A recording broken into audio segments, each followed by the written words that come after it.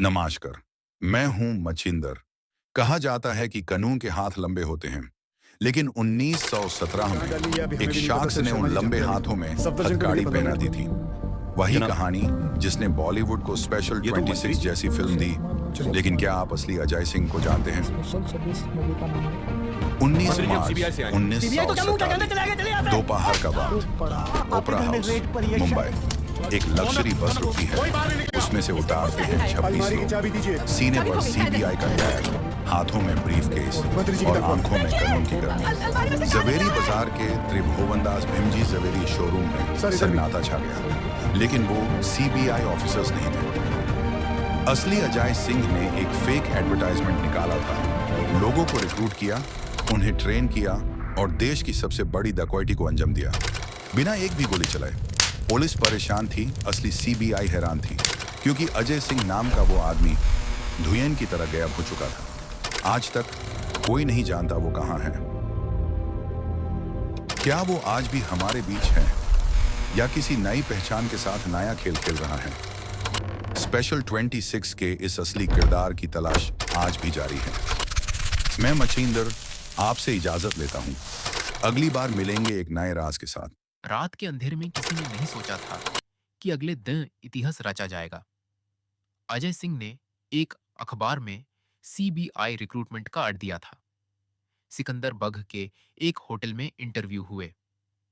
26 लोग सिलेक्ट हुए, जिन्हें लग रहा था कि वो देश की सेवा करने जा रहे हैं।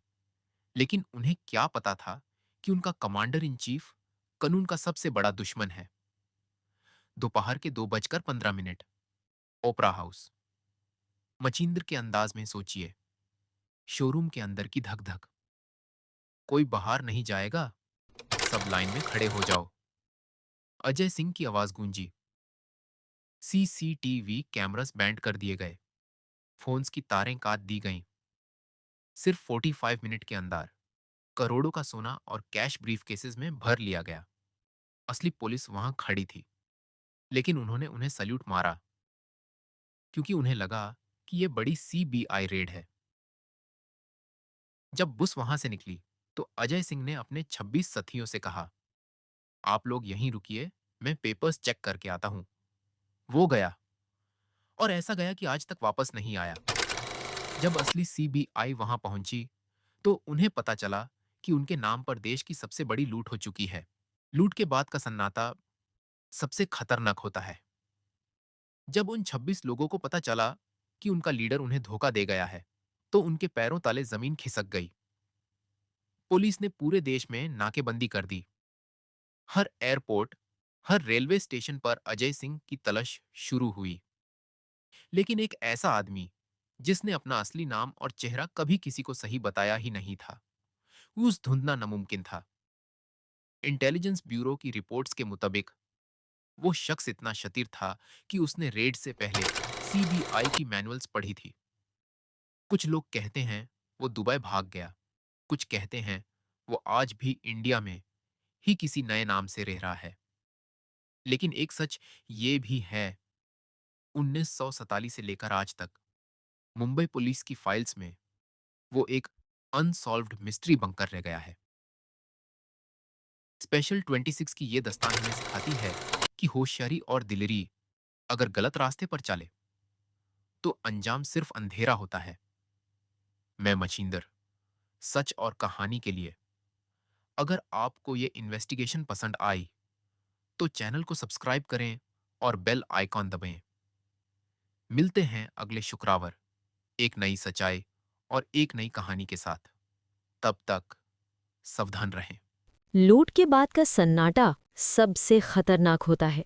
जब उन 26 लोगों को पता चला कि उनका लीडर उन्हें धोखा दे गया है, तो उनके पैरों तले जमीन खिसक गई।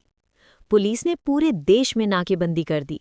हर एयरपोर्ट, हर रेलवे स्टेशन पर अजय सिंह की तलाश शुरू हुई।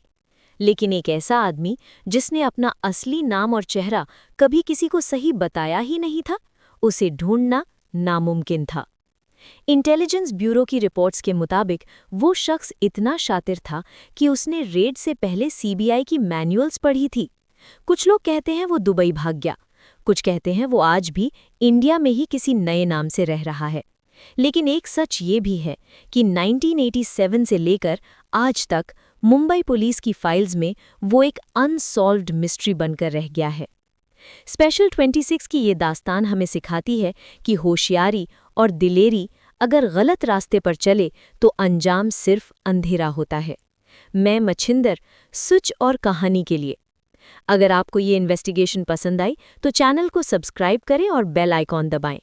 मिलते हैं अगले शुक्रवार एक नई सच्चाई और एक नई कहानी के साथ। तब तक सावधान रहें।